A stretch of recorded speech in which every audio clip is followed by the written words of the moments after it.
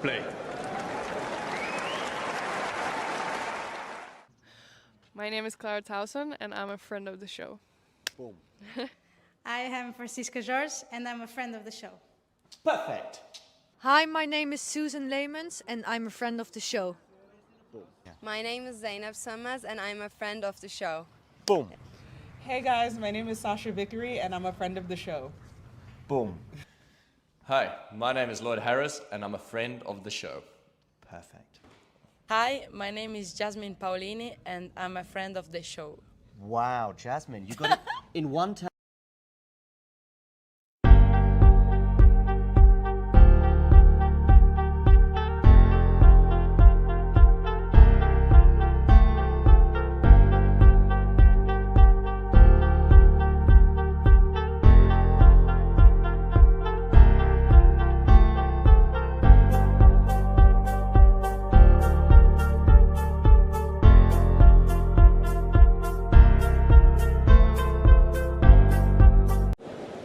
Ready?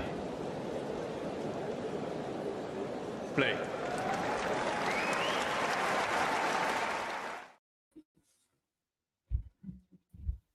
Well, hello there and welcome to WTA Weekly. And I have a question already for the audience is, who is our most famous friend of the show? Is it Jasmine Paolini or is it Mr. Miles David? Miles, how are you doing? I'm doing great, Nick. I think if I had to answer that question, I'd give full edge to Jasmine Paolini. She's been to 2 Grand Slam finals, and I have not. So I'll give the edge to Jasmine Paolini. I've been to 2 Grand Slams in an audience setting, just not in the final. So I feel like I'd still give her the edge. So she wins. I mean, look, I haven't either. So I think we need to do a straw poll for Talking Tennis team to see who has. If you have been in a Grand Slam final and you were watching, let us know. Yes. Like playing or watching, we'll accept either. The bar to entry here is low. But hey, I think you don't have to know a lot to talk about tennis, as we know from being on tennis Twitter. But enough of that. Luckily, we know a lot. Luckily, we can actually have a conversation about this wonderful sport. You know. We can. It's true. I mean, look, I don't think either of us can quite live up to the expertise that Mert gave us in that last episode, but we'll try and live up to that. Let's talk about the WTA tennis that has been and gone. And I think there's only been a few. I think there's only a few stories from last week to really talk about. But I think Palermo is probably the place to start because Zheng Wen has managed to retain her title in Palermo with difficulty, it has to be said. But this has probably been her second biggest highlight of the year after reaching the Australian Open final, Miles. I would say so, especially because we haven't seen her in another final at any level of the WTA tour since then. And she's kind of, she's played all the events, but she hasn't necessarily strung a whole bunch of matches together in a row. So this was nice to see her lift another trophy in Palermo. And I watched quite a bit of her throughout the week. And she mentioned it in her trophy speech that she just likes the conditions and Palermo holds a special place in her memory. And I can see it all in her game. I saw it throughout the week, just the way that she was swinging with kind of, I don't want to say reckless abandon, but she does have a very interesting swing off of her serve and forehand that I really enjoy watching when it's working, and it was working all throughout Palermo. So it was good to see her put some match wins together. Yeah, I mean, it's not like she hasn't been. I mean, she's got to a few big quarterfinals, right? She's been to another couple of 1,000 quarterfinals. I don't think she made the French quarters this year. No, and she just got off the loss, which I guess has aged well. But she lost first round to Lulu Sun at Wimbledon. But Lulu went on to win a couple more matches and get to the quarterfinals. So I guess that aged well because it means her opponent was playing well. But mostly between Australia and now, it's been lukewarm results. Like they've been warm enough to keep her in the conversation, and I think still keep her in the top 10. But nothing has been super exciting, sort of like that run to Australia was. I don't think, though, that these have been results that we would say she doesn't deserve to be top 8, though. Oh yeah, she deserves to be in the conversation, and even more so now that I've like watched a lot of her matches this past week. But it just I kind of expected, maybe to my own detriment, I expected her to take that final run and you know, play better in a section of the season that I think is advantageous for her, which is the clay. Because I mean, it shows now that she's the titleist in Palermo. But I thought she would, just have a little bit more confidence, and I hadn't seen it brimming through until this week, so that was good to see as well. I think what I find interesting about Zheng, and I'd love to kind of get your view on it, is obviously she's a big hitter. That's what's attracted, what most people noticed about her when she first came on the scene a few years ago. She's still only 21, so she's still very young in her career. But it seems very clear that clay is the surface she might be most comfortable on. And I'm wondering why that might be. Is it because she likes the movement? Is it because she has enough spin with the power that it works and comes off the clay? What do you think it is? I think it's a mixture of all of those things. She really does. Her game suits the surface because it gives her just that little bit more time to produce her shots. And she's able to track down balls a little bit easier due to the sliding. And she just is able to use her athleticism that is kind of sneaky good. And something you didn't mention was, I believe she trained a lot in her formative years in Spain.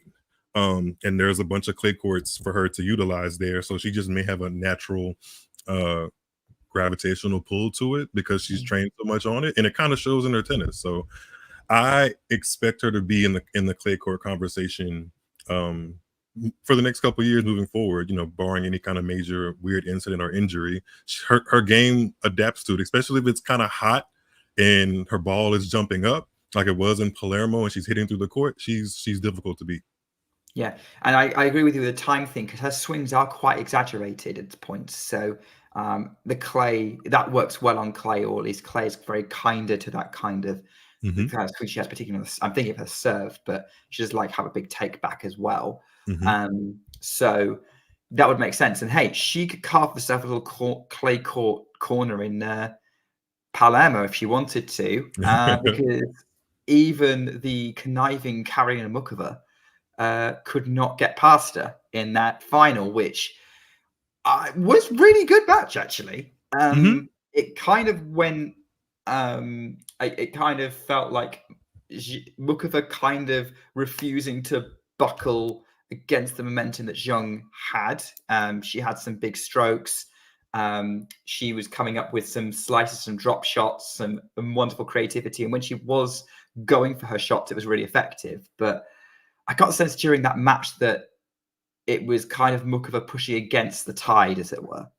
Yeah, she was pushing up against a player who was brimming with confidence of being back at a place that she liked and being back on a surface that she liked. And a lot of her matchups throughout the week were just advantageous for her. I forgot who she played in the quarters or semis. I'd have to look it up. But I know I was watching that match and I know I forgot who her opponent was because I was so focused on what she was doing on her side of the court. And it kind of just took me into a trance, I guess, if you will, to just see how comfortable she was out there. And Zheng. Zheng, even if she was missing, there was never an aura of this match is not mine. Almost every match she played, it felt like, whether she was ebbing in like a ebbing or flowing in whatever direction, it always felt like she was going to win that match, even in some of the sets that she dropped. So I enjoyed the final because of that too. Even though Muchova was putting up a good fight, and it was good to see her back into a final at any level, given the injury issue she's had. It always, to me, because I had watched more of Qinwen than Muchova to get to that stage of the final, it felt like Qinwen had it mostly throughout the match to me. Yeah, you talk about Zheng. Yeah, she only dropped one set, and that was to Muchova, and that was a hard-fought set. But looking at the people she beat, actually, it was a tough draw on paper. She beat Irani, Martic, Christian, Parry, and then Muchova. It was the Parry match, yes, because Parry match wasn't bad. Yeah, it was. Parry was doing the kind of clay court craftsmanship that I felt like, in essence, could throw Zheng off of her game, but she just really wasn't. Every time there was a drop shot or like a really, really deep lob, Zheng was really taking control of the point. So that was the one that really stood out to me. Like, oh, she's not allowing this to kind of go in any other direction than the one she wants. Of course, she lost some points. Obviously, it's part of the game. But every time she went to the court and started to begin her serving process, I was like, yeah, she's probably going to win this point, and she won most of them and the tournament. Yeah, I mean, we're getting some speculation in the live chat for this broadcast about whether a Mediterranean diet helps her, and yeah, now you're making Asian, you're making people hungry in the chat. Oh, I love Mediterranean food, especially the extra virgin olive oil, tomatoes, cucumbers, black olives. Yeah, there's a place here in near New Orleans that makes a great chicken fattoush salad, and if you know what a fattoush salad is, it's very Mediterranean. So now I'm hungry. That's the New Orleans thing to take a Mediterranean salad and add chicken to it. Well, yeah, you probably have a point, but it's good. It's really good. Like, look, American chicken. It's grilled chicken. It's like chicken cooked Mediterraneanly, not fried chicken. Just for clarification. Okay, that mitigates it. Yes. Muchova, third tournament back. She's in a final, and has enough points from being just in the Cincinnati final and the US Open semi-final from last year that she's still in the top 30 at least until Cincinnati. But she looked. I mean, her draw was very different. Like, it was a battle to get through. Just the first round. The first round was such a battle. Was tough. Yeah. Second round was tough. Third round was tough, and then Begu was not tough. Begu, she crushed her way through. I think she played herself into form by that point, which is probably why the final was so good, because Muchova figured it out. But yeah, third tournament back. I think playing herself into form is probably the best description for her at this point, given she's not played for a while before. And I think it's what she needs. I think she may have been making the best decision for what her body allowed, but coming back on the grass didn't seem like the smartest idea. And now it still doesn't, especially when you compare her time on the grass at, I think, Eastbourne and Wimbledon to now a finalist run in Palermo. Her game suits the clay better. Oh, actually, she has an all-surface game, but I do think she loves grass. Her base level on grass is really, really good. She got to Eastbourne quarters straight off the bat. She does love grass, but she's made a Roland Garros final. So if I had to choose, I'd give her the slight edge in being that much more comfortable. And I will. Most of her career finals have been on grass, on clay. Yeah. So that was kind of like what I saw. Even though she was struggling with her body, really, she was taped, and she could have been out of the tournament first round. I actually watched the WTA YouTube highlights of her first round against Akugwe, the German-born Nigerian lefty, who I think has a pretty good future ahead of her. And that was very tricky, but she kind of weathered her own storm, and her body kind of adjusting to playing lengthy matches again, and the storm of her opponents, and that was the trend all week. So that was good to see. I just she kind of surprised me in a way, Muchova did, because I can't say that in the time she's been off tour, I've heavily thought about her or like wanted her back in the mix. I know that kind of sounds a little bit harsh, but it's the truth. And this week reminded me of what she brings to the court that not everybody else does. And I do have an appreciation for it. I'm just not 100% sure if I'm going to get duped again, because I've had this process with Muchova where she shows me exactly how much of an all-court and all-surface player she is. She gets to a huge semifinal or a final of a tournament, Grand Slam, 1000, what have you, and then like the momentum shortly fades after because of her body letting her down and her not being able to kind of really take the full rigors of the WTA Tour week in, week out, which is tough, but the best players in the world know how to manage it. And I'm just uncertain if she has figured that out or will figure that out. Especially now that what is her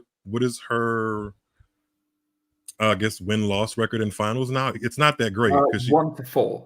Yeah, it's not amazing. And maybe she was the underdog in this match against Zheng Qinwen, but that kind of just adds to I did look it up. So the finals that she's been in before now, her first final ever final, careers final, was 2019. She lost to Jill Teichmann. Not a bad loss, I don't think, at that point in Teichmann's career. In hindsight, it hasn't aged that well, but sure. Well, Yeah. the point they were both out in their careers. Yeah, fair enough. I think that wasn't that in Prague? Possibly. I know Muchova's next title was on clay. No, the only title she has, the one title she has is in Korea, which was a 250 in 2019 on hard.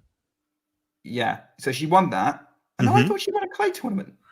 I think the same thing too. It's weird that like on paper she has been to the semifinals, or at least the quarterfinals are better of every single. Quarterfinals are better at every single major, but that one WTA title is in Korea on a hard court. It just is kind of inexplicable. Yeah. She's made 3. Yeah, her 5 finals, 3 on clay, 2 on hard. I don't know why I thought that was it. But yeah, she crushed Magda Linette in that final, 1-1. Destroyed Linette. Didn't then get back into another final for 4 years, and that next final was the French Open, which was she could have won, maybe, probably. She was a breakup in the decider against Swiatek. Then Coco in Cincinnati. At Cincinnati, yeah. And then Zheng in Palermo in a court that she loves. So 3 final losses to top 10 players is not bad. She should have beaten Linette, maybe. I don't know. Linette can be a really tricky player. Just was on her day. Just wasn't Linette's day on that day. And the Teichmann loss was, I think the score ended up being 7-6, 4-6, 6-4. So it was a tight match. I just, on paper, when you list out her achievements on paper, and when I see her play with my own two eyes, I should be rolling off in my mind, in theory, a lot more achievements for Muchova at this stage of her career and her age, given how long she's been on tour. But it's not translating to her. That's because she's been injured. Yeah, so she's a conundrum in my head.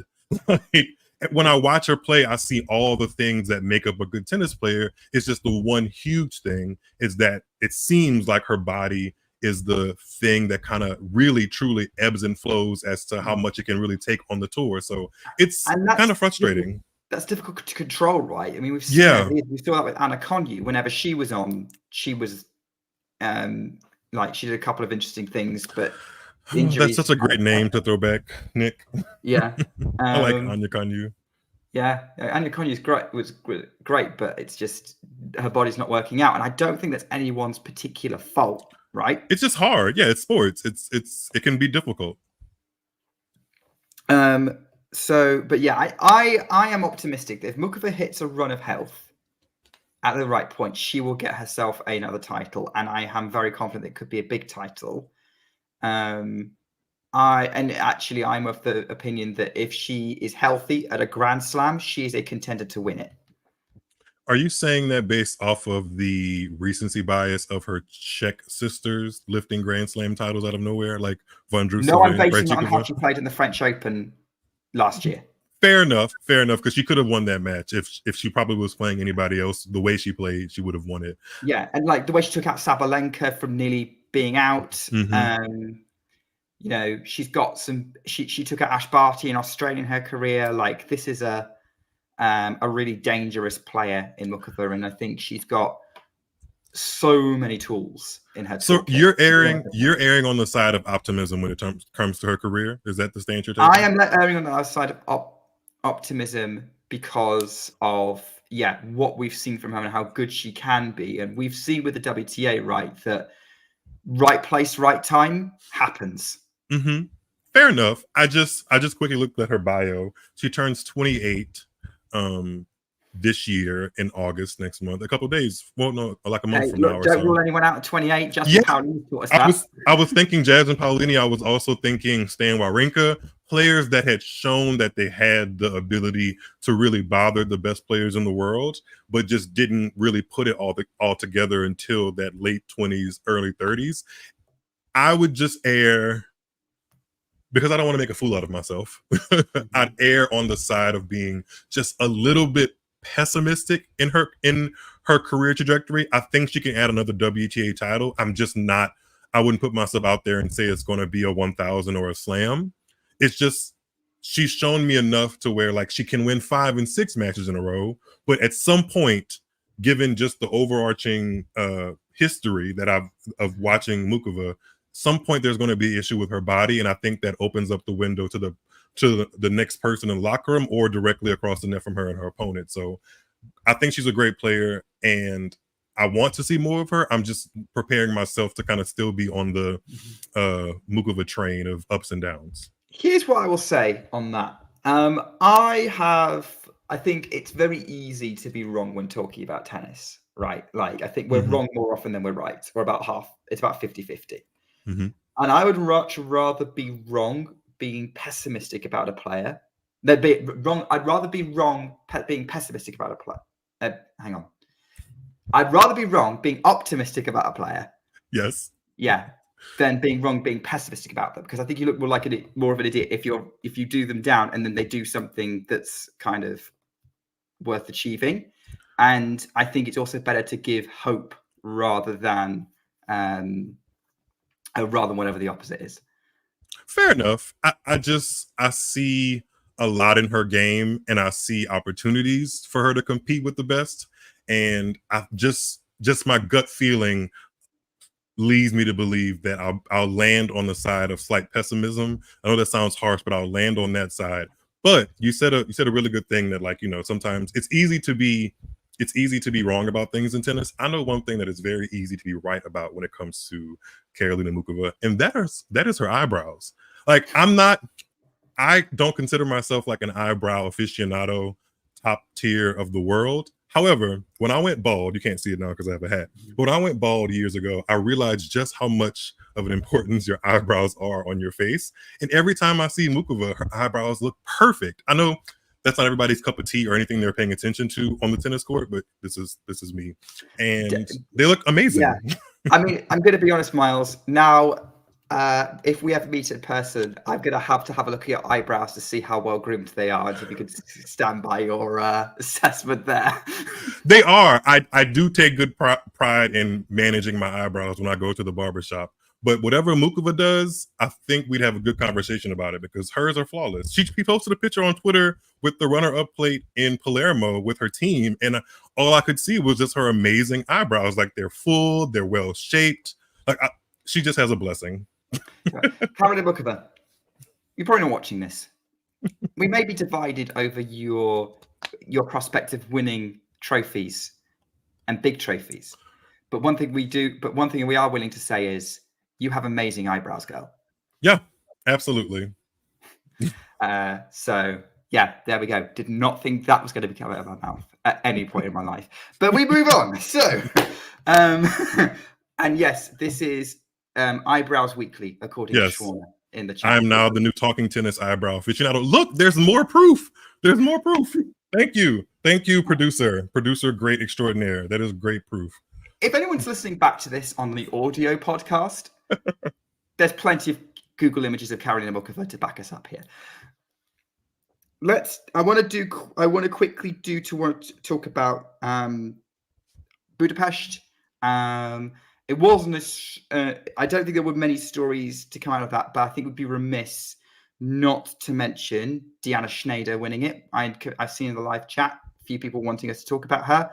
And yeah, another title for Diana Schneider in 2024. And she's starting to rack up those points now, Miles, and starting to show the promise that she gave when she appeared at the Australian Open as an amateur and took on Sakkari. Are you ready for this? She's making me raise an eyebrow.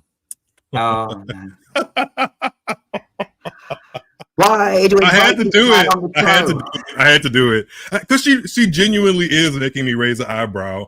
I personally want to go on record and say you can go back and look for my tweets with Schneider's name in them.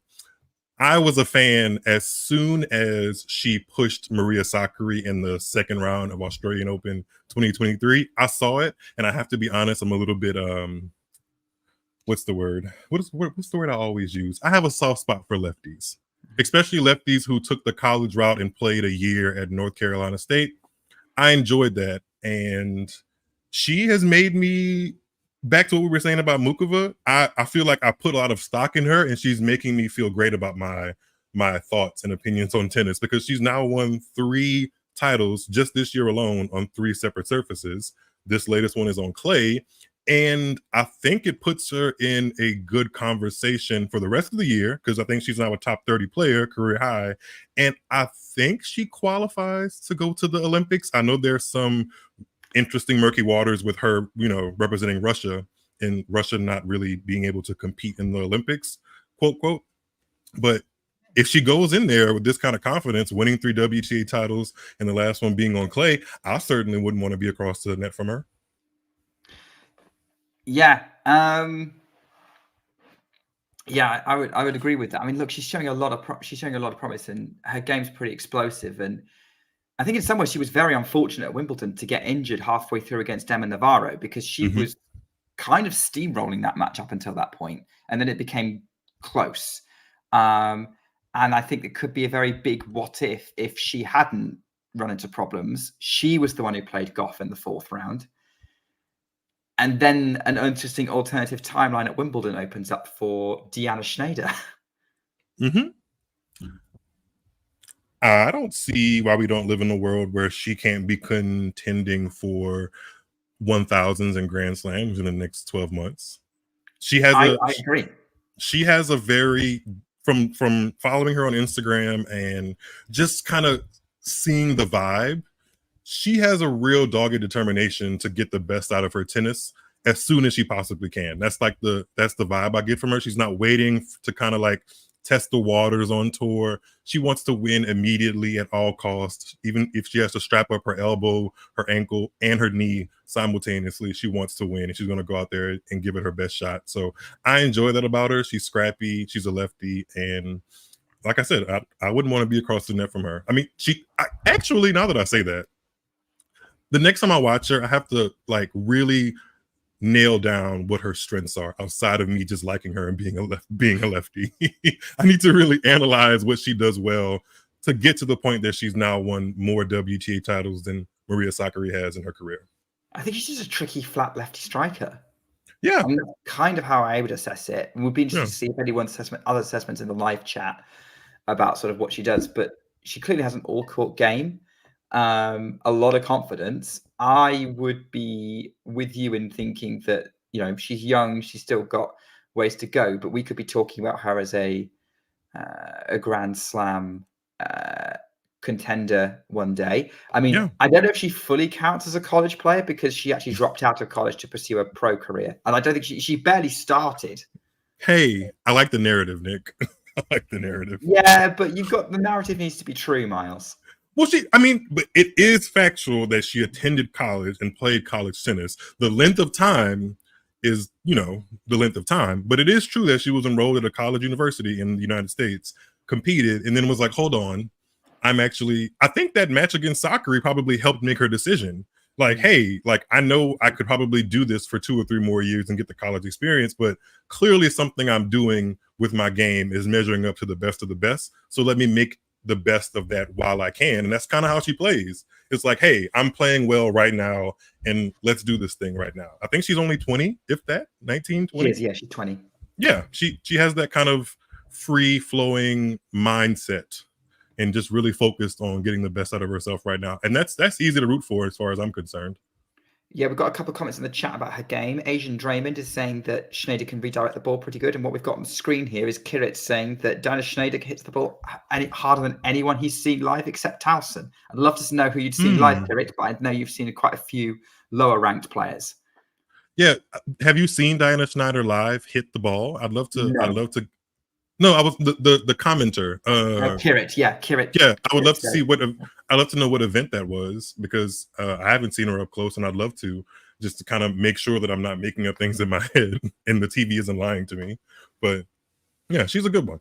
I enjoyed, although I have to be honest, I didn't watch a lot of her live competition because Budapest was a hard watch. There was barely a seat.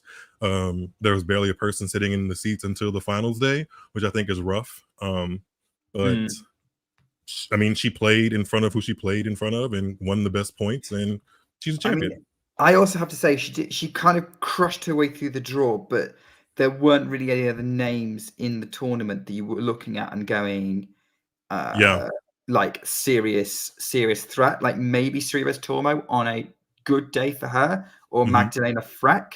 Sasnovich gave it a good go in the final, 6-4, 6-4. It was one break each way. But I think also Schneider was helped by the fact she was by far the strongest player in that draw, and it wasn't super competitive. But you're right, like the setup there did have that sort of lower grade feel to it. Kirit saying that he saw Deanna Schneider at an ITF in Charlottesville. So yeah, he saw her early. Yeah, in the development phase, which technically she's still in. And she's racking up WTA Tour titles. So I think that's awesome. And if she can put it together here, because she's won. I think there was a moderate crowd when she won the title the week before Wimbledon at Bad Homburg. Yeah, there was a 500. She's shown that she can kind of win wherever she is on the globe, you know. So I'm excited to see where she goes from here and how her game matches up with like the really elite of the elite. Because I don't think we've seen her compete against Iga, Coco, Sabalenka, or Rybakina or Krejcikova. Yeah, so I want to see that and see where she really measures up, because I don't think she has a head-to-head against any of those players, partly because of her age and the level of tours, the level of tournaments that she's been playing, and because of those players not playing in Budapest and Huahin and Bad Homburg as much as much as she would prioritize them. So yeah, that's the next step I think for her, or one of the next steps. Yeah, she's got to see how she measures up against those guys. You're absolutely right. All right. I think speaking of those guys, it's probably time to start looking forwards. Now, our show does say Olympics preview. We are going to get there. But I do want to mention the fact there are 2 WTA tournaments that have already started. One in Iași in Romania and one in Prague. Iași, there's only one player in the top 50 there. Ooh. And actually, the second highest ranked player is number 60. The top seed in Iași is Mira Andreeva. Oh, that probably is the first time she's been top seed at a WTA level tournament, isn't it? That's kind of notable, I guess. So. Yeah, I think so. Yeah. And we're talking about Iași, Romania, right? Yeah, Iași in Romania. Yeah, so number 2 seed is Tatiana Maria. So it's interesting one. I think I'm not 100% sure. I think I know Andreeva. I think she should have been playing today at some point, maybe. Oh wow, she's won already. She beat the same player that Muchova beat in the Palermo first round, Akugwe of Germany. For me, this is kind of I think it's going to be an interesting tournament for Mira because she crushed her, yeah. Because Akugwe could have been a problem for her, I think, when her absolutely, yeah. And Tatiana Maria is already out. Never mind. So the second seed is already out in the Iași. So there's literally Andreeva's the only top 60 seed left in the draw. Sorry to any Romanians that are watching this or listening to this back. We are not doing a great job of selling this tournament. But look, if you should go. Good Romanian players in the draw, and they always do well, and they always produce for the crowd. Like Christian's playing. I was just about to say Jacqueline Christian. She's like been on my like 3rd tier radar list. Like I don't expect her to rock up and get to a semis of a slam anytime soon. I could be making a fool of myself the next 12 months. Who knows? But when I have seen her semi-finalist 2024, when I have watched, I'm like, oh, she plays a lot better than I thought she did, given that I had minimal knowledge about her game style. So yeah, she's quite a fighter and a pretty better than average tennis player out there. So maybe this is her time to shine. Who knows?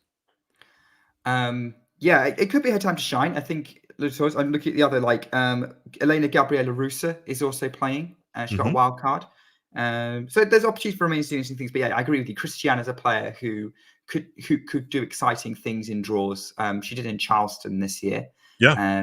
So yeah, why not? There's also Ekaterina Makarova reincarnated. Not the Ekaterina Makarova of the 2010s. That was very consistent and a really good doubles player. But there's just another Ekaterina Makarova. I don't think there is a relation. No, there isn't.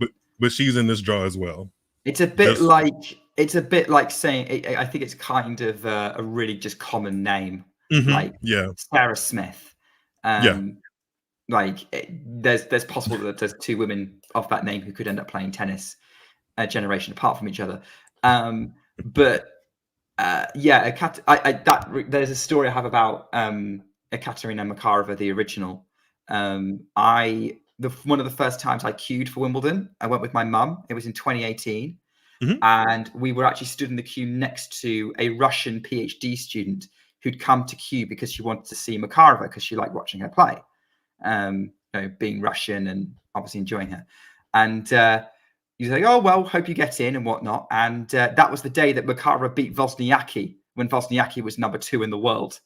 On center court or court 1 of those. Yeah. I remember that. Yeah, I remember that. And I remember I think we were sat on court 12, my mum and I. We looked up and we saw the live score. We're like, that lady's going to be living her best life right now that she got to be there for that match.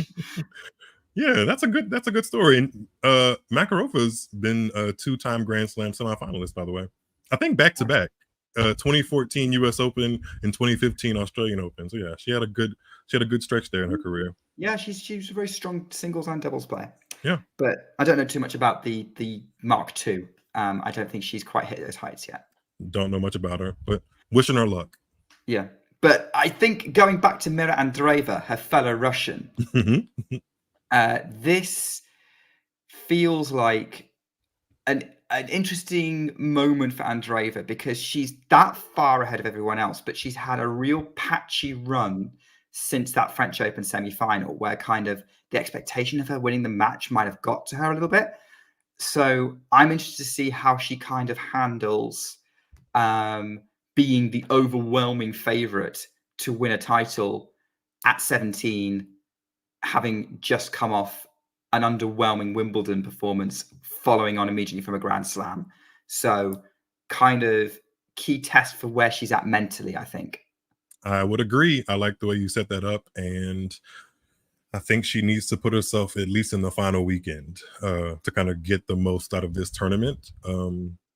Because ultimately people are looking at her to kind of get in the mix with the people that are her peers in age. Like we were talking about earlier, Diana Schneider, Coco Gauff, Raducanu, some other, late teens, early 20s type players. And oh wow, she's even younger than that. She's 17. Wow, that she is. She's 17, Miles. That is insane. Sorry, let me dial it back. Let me dial it back. Brenda Kvitova and Sarah Bayek. You're right. Let me dial it back.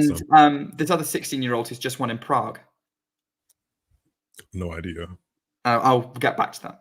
Yeah, we'll get to that. But yeah, if she doesn't lose, if she doesn't win the event, it's obviously not the end of the world. But I do think, given where people are trying to start to put her name in conversations, I think it would be good for her to have a strong showing at the event for sure. And is she going to the Olympics? I'm really confused about the Olympics. I haven't looked at the Olympics set up for entrance for a while. We'll probably look at it maybe when we get there. Yeah. It's Samson, by the way. Laura Samson is a 16-year-old Czech who just beaten a Croatian qualifier called Vrth 6-love 6-2 in Prague. There's a lot going on in Prague. And Iashi? Yeah. So there's for both of those tournaments. I know we haven't talked about Prague yet, but there's opportunity for somebody to be like, hey, I want a WTA title. Yeah, for sure. I mean, and Andreeva, that would be her first title if she won Iashi, right?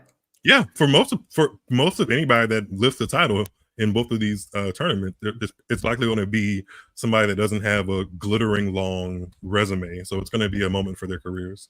I think there's a few decent players with some decent highlights in Prague. You've got top seed is Linda Noskova. Second seed is Katerina Siniakova. Third seed Angelina Kalinina. Fourth seed Magdalenette. They're kind of your kind of bread and butter WTA players, right? They've had a couple of one-off peaks at big events, semis or finals at a Masters or a Grand Slam. Okay, Noskova hasn't, but that shouldn't be too far away for her. So I don't believe Noskova has a WTA title yet either. No. She got to the final. I think she got to the final in Prague last year, but it was played on a hard court, and she lost to a lucky loser, now Habino. I'm looking this up now. In the final, I remember because it was that's right, with 6-4, 6-1, because we were expecting Muchova to win that one. Yeah, and it was played on a Monday because of all the rain. Wow, my WTA brain works much better than I give it credit for. But yes, I mean, like I mentioned before, it's an opportunity for somebody to add some silverware where they already were kind of lacking some, or ready to kind of get their hands on a trophy, or somebody like Lynette or Siniakova that you mentioned. They're not taking for granted anytime they get to lift the trophy. So, you know, more power to all of them. I mean, there's a possibility that next WTA Weekly episode we could be talking about 2 teenage tour champions, Andreeva and Noshkova. Let's keep our fingers crossed. I mean, there will be, obviously, I'm not saying no other story will be interesting, but I think that would be something to distract us from the Olympics. It would probably give us the most clicks if Noskova and Andreeva are the champions. Just saying.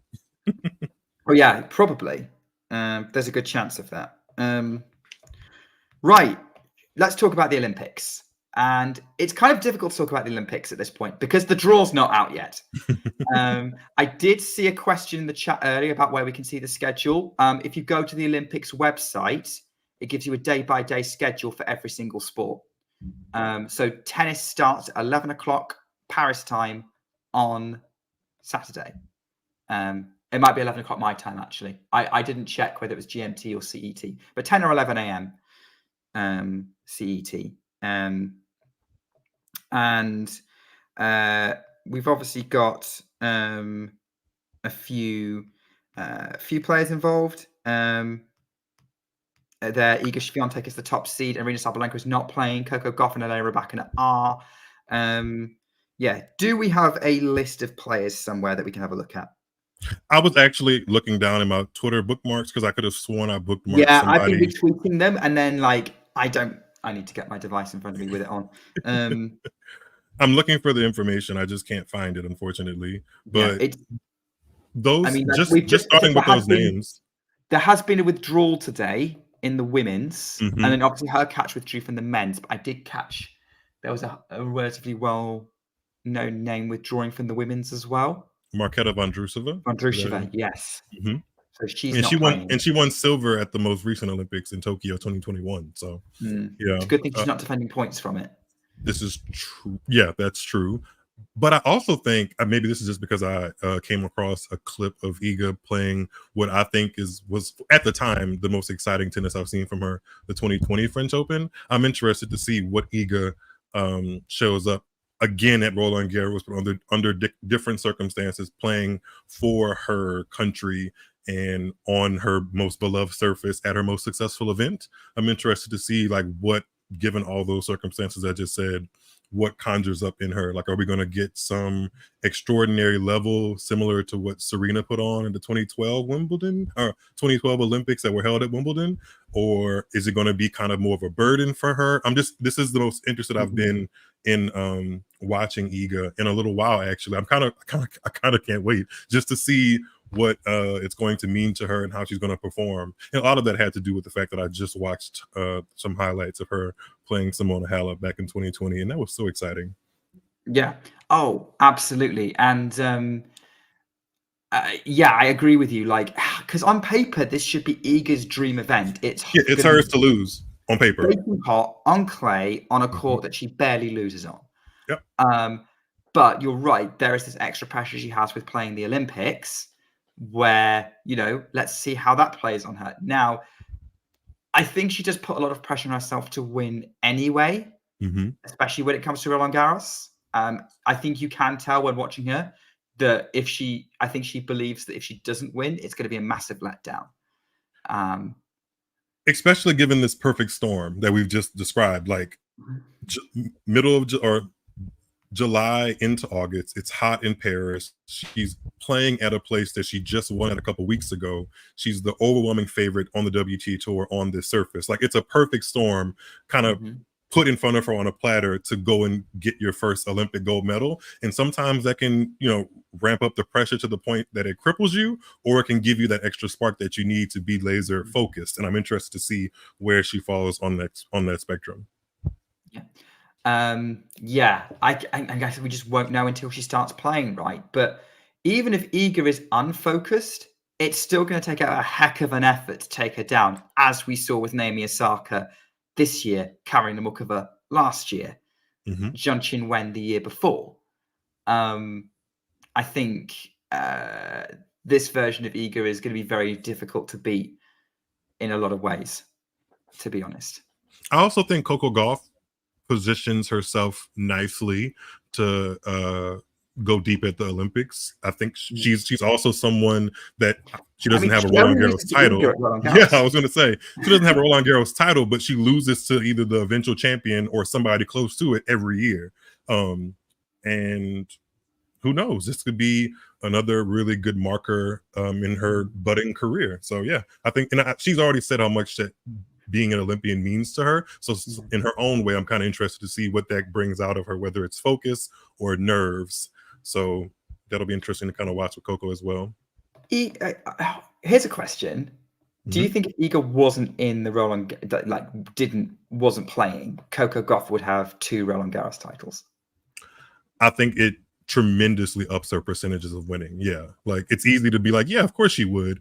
But the last 2 times she lost to Iga won the title, right? 2023 and now 2024. And 2022. Yeah, and 2022. Yeah, I lean towards saying yes, but there's a bunch of different things that could happen. Like 2023, she would have had to deal with Muchova in that final, and that would have been that one would have been difficult to call. I would have probably edged Muchova, to be honest. True, but now with the benefit of hindsight, we've seen how Muchova kind of plays in finals, specifically against Gauff in Cincinnati. So, maybe 70-30, I would lean towards Coco. Yeah, Gauff does have a good matchup with Muchova for some reason. And then 2024, it would have just depended on how Paolini was. And I believe Paolini has a win over Coco. I might be wrong about that. There's all ifs, buts, and maybes. I think we're in an interesting position here with the Olympics singles because, like, on paper, the top 3 medals should be locked down. But we know how it is with the WTA, and someone having a great day can change that. But on paper, you're looking at your gold medal, silver medal, and bronze medal being distributed between Swiatek, Gauff, and Rybakina. But I mean, I know she just won her 2nd Grand Slam title on grass, but Barbora Krejcikova knows how to win at Roland Garros as well. Yeah. So her name is in the mix. She's won a gold medal in doubles at the last Olympics. So, on paper, she's a threat as well now again, too. And somebody mentioned in the chat here, Jasmine Paolini, who we just mentioned. I mean, she was just in the final of Roland Garros. She was just in the final of Wimbledon. She's playing the absolute best tennis of her career. I think she wants to get her hands on that crowning moment of, hey, I'm not just a finalist, I'm a winner. So that might give her some extra motivation to go get a gold medal. And, there's probably some players that are itching to get on that court and really show out for their country, a la Monica Puig 2016, that we haven't even conceptualized as a potential medalist. So I'm interested to see what happens. Yeah, I think, look, it's a little bit, the lack of uncertainty is there because we just don't know. Interestingly, Paolini is going to be the 4th seed. So that's really cool for her. So she's going to avoid at least one of the top 3 until the semifinals. And we know that she's avoiding Rybakina for sure. So I guess it depends on whether she's going to end up in Iga's half or Coco's half. I'm just looking at the list of players. I found a list of players. It's by country. Interestingly, Muchova is playing for Czechia, as is Noskova. So Muchova could have something to say. Zheng Qinwen's obviously in the mix as well. Yes, yeah, for sure, absolutely, yeah. How good she is on grass. We have the neutral athletes. Alexandrova, Andreeva, and Schneider are all playing. We talked about Schneider earlier. And yeah. The more we talk about this Olympics, the more I'm interested. Osaka is playing for Japan. Ostapenko is playing for Latvia. Never count her out. Ostapenko. And then, and obviously the US, you've got Coco Gauff, Jessica Pegula, Danielle Collins, and Emma Navarro.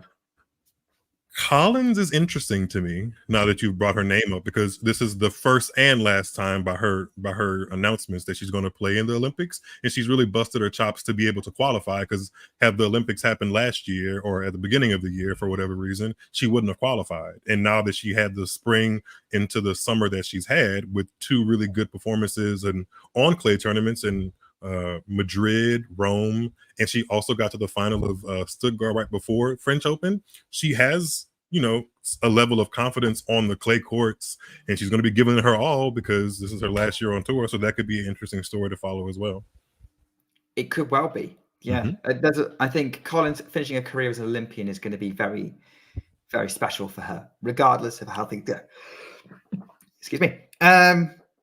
So yeah, I think I'm looking forward to seeing how the draw falls on the Olympics. They haven't really said when the draw's coming out, which is a problem. But I guess we'll find out when we find out. But I'm looking forward to seeing how that all kind of plays out really in Roland Garros. It's going to be a fascinating tournament to follow. I think another thing that we've got to think about is, depending on how the Olympics go, Canada's going to be a really wide open tournament. I think the rest of the summer is going to be not wide open based off just the Olympics, but it's going to be interesting because there's going to be a surface change that is really quick for a lot of at least the top 4 players we just mentioned. Iga, Coco, Rybakina. And time zone. Yeah, it's going to be interesting to see how they manage all of that, with their body responds to why some players, and I guess to see in hindsight how some of the players that chose not to compete at the Olympics, how they do on the hard courts. Do they take advantage of the fact that they have more rest in their body? It's going to be interesting to see what happens over the next couple of weeks, and that's kind of why I like this time of the year, or when the Olympics rolls around, I should say. It just adds an extra intrigue.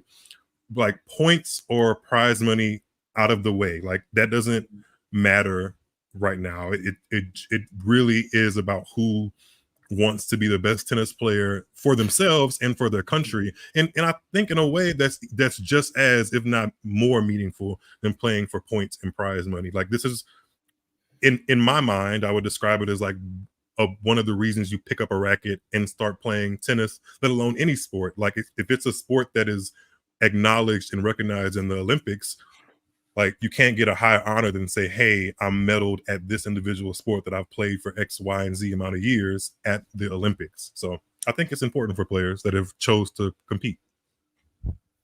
Yeah, I agree. I mean, look, it's clearly special for players, especially it does depend on what country they're from to a certain extent. But I'm excited for. I think whoever wins it is going to be overjoyed, and like we saw how Monica Puig reacted when she won. Belinda Bencic, Serena Williams gold medals meant a lot to her. Yeah, and like you do have to beat the best of the best. You know what I just thought about? What? Forgive me. I was going to the 2012 final. No, well, that's amazing. I need to go back and rewatch that just for nostalgia purposes. But you said that like everyone is super excited and like obviously gleeful after winning a gold medal. My mind then went to Rybakina. If she wins a gold medal, what are we going to get? A fairly chill response. Fairly? I think my refrigerator is more chilly. Actually, no, she's more chilly than my refrigerator. So I don't know. I mean, look, I actually think that's really cool, to be honest, that she's like that. I love it. I love, like, I find it badass that she's that kind of contained and she gives you nothing. And yeah, it's kind of like that whole cool guys don't walk away from it, just walk away from explosions thing. Yeah, I think, yeah, she's the swig of tea, if that's what you like, for sure. I mean, look, I'm a Roger fan. He kept that sort of steely glare throughout a whole match, and very rarely, occasionally he would show emotion. But I find Rybakina. Was it occasionally? I feel like every time, if you do a montage of how many times he won a championship, he was Like it wasn't Well, it all something kind of you have to exploded debate. out on match point, but during a match, I'm talking about.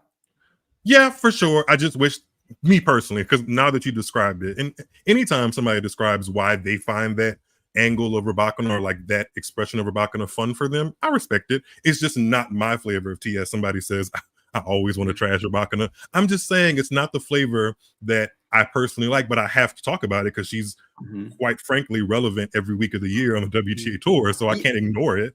You know? Are you saying that, like, when you're watching a movie, kind of the ice cool character who kind of carves their way through their opponents isn't cool? Okay, no, I don't lean to those kind of action movies. I like explosions and good character narratives. Like I was just watching a clip from Bad Boys 2 the other day, and part of the best, I don't know if you're familiar with that franchise, but part of the one of the best parts of the movie is, you know who Will Smith is though, right? Oh yeah, I watched that. I know of the movies. I've seen clips. Yeah. Will Smith is very engaging, and he, even amidst all the times where I guess he could be kind of cool, he's not, and he's like somewhere at a happy medium. But I know you know who this actor is, Denzel Washington. He has starred in The Equalizer, and his character is very emotionless and very kind of like a silent killer. I do appreciate that, but if I had to choose which movie I'd rather watch, I'd choose Bad Boys over the Equalizer franchise because I lean on the side of wanting to see emotion and things blow up and, you know, passion. I, to be honest, would go with The Equalizer. And that's fair. Both of those movies have made millions of dollars. So hey, there's an audience for everybody. Yeah. Equalizer. The Bourne movies. Always love the Bourne movies. Yeah. Similar kind of thing in my mind. So yeah, there you go. That's kind of where I will defend Rebecca's on-court attitude, and that's completely fine. She's a darn good tennis player. It's just not my cup of tea that I would pour in my mug. But that's why they make thousands of mugs and thousands of brands of teas. Yeah, no, I know that like when we do these shows, I'm more of the Swiatek Rebecca person, and you're more of the Coco Arena person. Yeah, that's exactly it. Yeah. Yeah. And I guess you're not going to please everybody. You can't. I will try. I haven't got a bad thing to say about any of them, to be fair. Yeah, they're all really, really darn good tennis players. All of them are slam champions. They're the top 4 in the world right now. And yeah, they are for the audiences that they are for, and people gravitate towards each and every one of them for their own reasons. It's not necessarily good or bad in certain contexts, but yeah. There we go. So we've got Olympics previewed. I think the next episode of WTA Weekly, when that comes out, will probably wrap up everything that happens in Iași, in Prague. I don't know how to pronounce the Romanian tournament. You were doing so good at it earlier. You taught me how to pronounce it. Iași? Iași, I don't know. We're gonna go with that. I'm guessing. To be honest, I should have looked it up, but yeah, Iași, Prague, and then by the time we get there, if we're doing this on Sunday, the first round of the Olympics should have been completed, so we can talk about progress and how far everyone's got through the draw. Like if we've had any first round shocks, what everyone's draws looking like, kind of going forward in that tournament. So the Olympics start on Saturday at 11 o'clock. Speaking of first rounds, do they purposefully like mess with the draw to make sure there isn't like country on country matchups in the first round? I don't know. I think you'd have to look at previous Olympic draws, because that would kind of defeat the purpose. No, it defeats the purpose of being random. Yeah, but also getting the best countries against each other, I guess. I don't know. I mean, I guess they just want to give countries a decent chance of making some progress, but also they know that, you know, country versus country kind of gets more views. Does it? Oh, I guess because if you're a fan of that country, you ultimately win, I guess. Yeah, I guess that makes sense. Yeah, unless I think if you're a fan of the country, you want to see them clashing in finals, like we had with the Russian Olympic Committee or Russian Olympic Committee mixed doubles final last year. So there we go. Yeah, Zainab is saying that they can't play a player from your country in the opening round. Okay. So I'm assuming they just sort of redraw if that happens. So there's not going to be Magdalene versus Iga Swiatek in the first round. No. Also means you're not going to get. Actually, how many seeds are there? It's 16 seeds at the Olympics. So I think all the Americans are going to be seeded.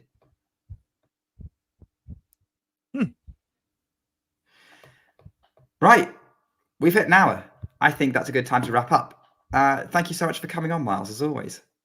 It's always fun with you, Nick, and I enjoy talking tennis. Thank you guys for giving me the platform, and thank you guys for allowing me to share my shrubbery in your homes and televisions and audio spaces.